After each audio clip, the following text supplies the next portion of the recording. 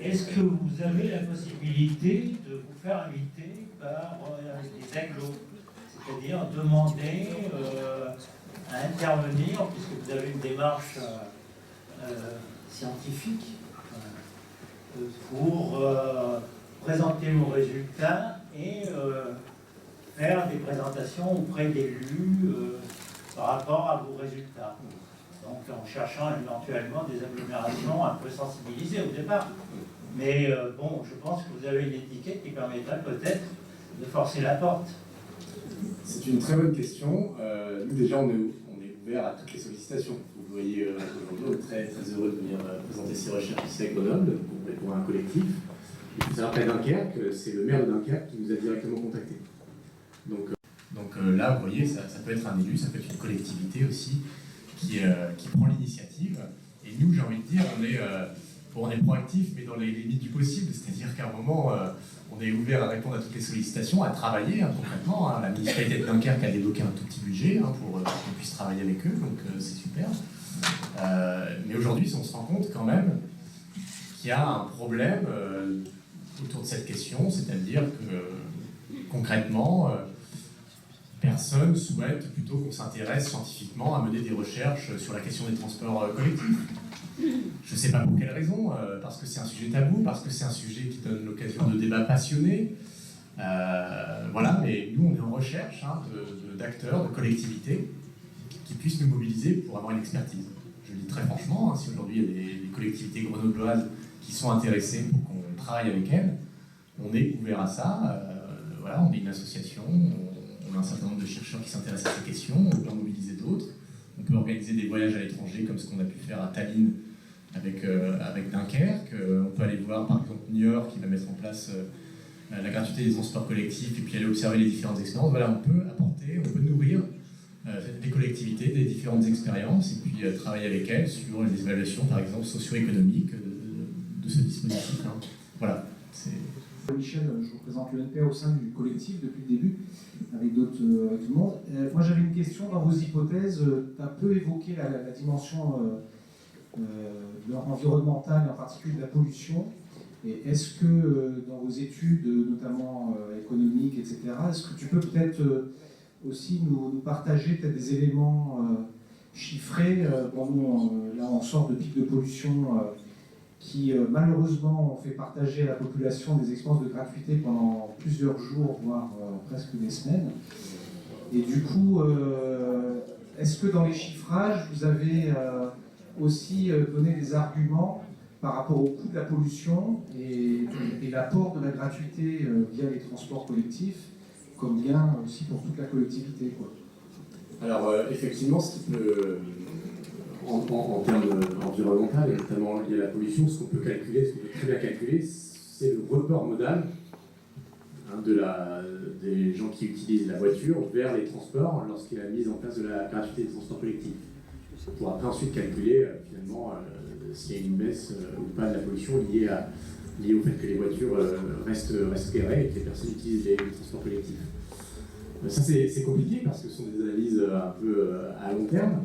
En tout cas, je pense qu'il n'y a même pas besoin de solliciter des chercheurs pour avoir ces données.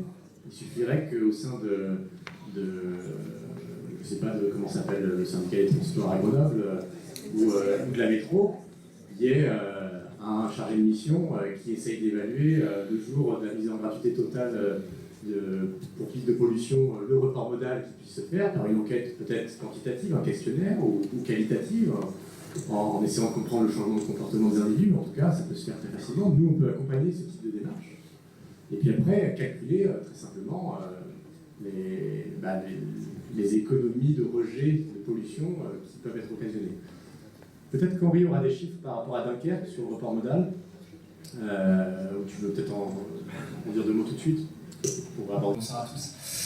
Alors sur le report modal, c'est un peu compliqué, c'est encore un peu tôt aujourd'hui de sortir des chiffres à Dunkerque, puisqu'on est que sur les gratuités de week-end, les jours fériés et les pics de pollution.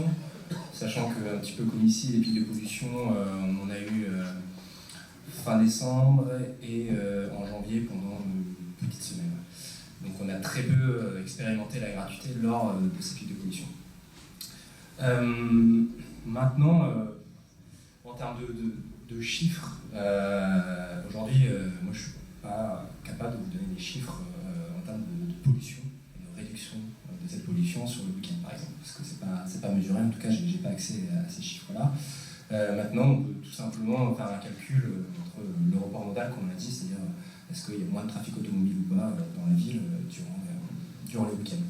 Et auquel cas, on pourra savoir s'il y a une réduction ou pas de la pollution atmosphérique. Sachant que si on veut juste un chiffre, les transports en France, c'est responsable de 30% des émissions de gaz à effet de serre.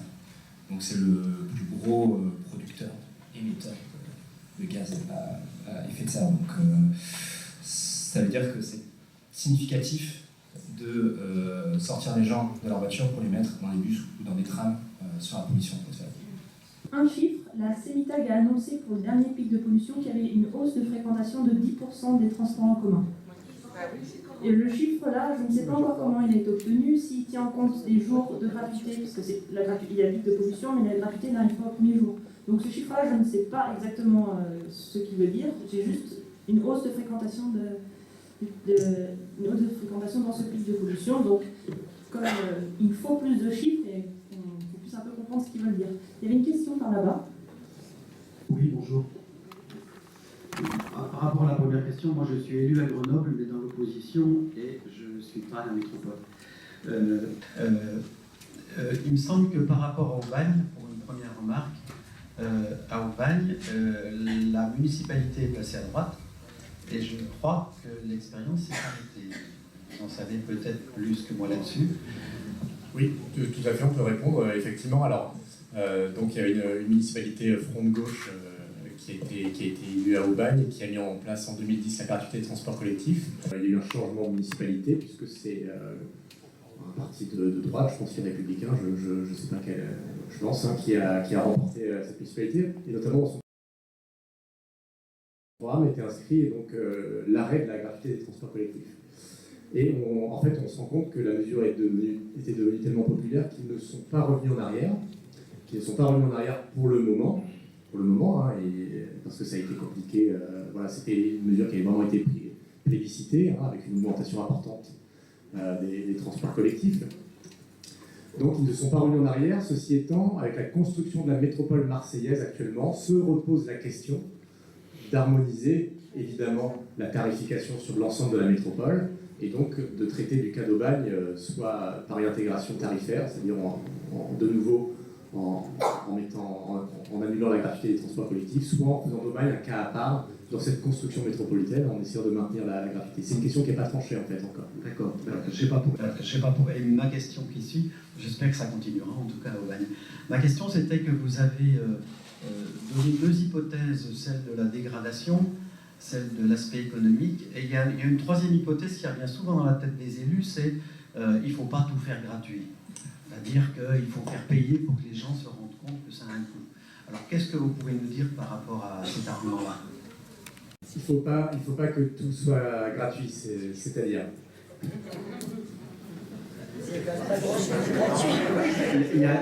Par exemple, à Grenoble, il y avait la gratuité du périscolaire. Maintenant, c'est devenu payant parce qu'en fait, bien sûr, il y a derrière toujours le souci économique, c'est clair.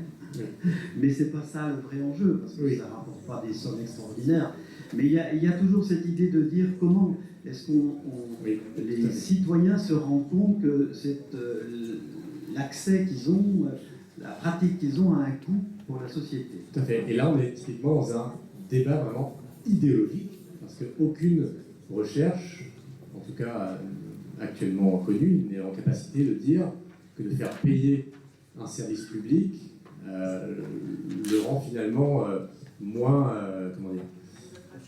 le rend moins attractif ou lui donne moins de valeur. Voilà. Lui donne moins de valeur, c'est l'idée de dire que finalement faire payer, rendre l'échange monétaire quelque part d'un certain côté, ça donne une valeur, et tout ce qui est gratuit n'a pas de valeur. Là on est typiquement dans un débat idéologique, mais on peut l'assumer, on peut assumer aussi l'inverse. Voilà. On peut assumer l'inverse, on peut assumer le fait de dire que de rendre gratuit, justement, ça peut donner de la valeur d'usage, de la valeur de respect aussi des usagers, des citoyens. Mais là, typiquement, je vois pas, j'ai plutôt envie de dire que On est plutôt dans un débat assez intéressant finalement sur qu'est-ce qu'on met derrière notre modèle et notre système économique, notre modèle capitalistique et notre système économique, notre modèle marchand. Hein. Est-ce que finalement tout doit se monnayer pour avoir une valeur ou pas? Là, on est dans le registre de la théorie politique et donc ce sont aux philosophes peut-être de débattre de ça, mais comprennent cet argument. Je veux dire, c'est pas l'argument tangible aujourd'hui. C'est pas l'argument tangible. Lorsqu'on peut circuler gratuitement dans un espace public, observer des œuvres gratuitement dans la rue, lorsque en Grande-Bretagne on met en place la gratuité d'accès au musée, je ne suis pas sûr que pour les Britanniques ça ait moins de valeur. Je suis pas sûr que ça ait moins de valeur. Et d'ailleurs, lorsqu'ils mettent de l'argent dans l'urne qui est mis à la fin du musée, on se rend compte que finalement ils en avaient plus d'argent que si le musée avait été payant. Donc ça veut dire qu'il y a une reconnaissance de cette gratuité. Voilà. Donc voilà, pour moi, on est typiquement ici dans un débat philosophique idéologique. Hein, on n'a vraiment pas d'argument tangible pour dire l'échange monétaire crée de la valeur, l'échange non monétaire n'en crée pas. On peut dire totalement l'inverse.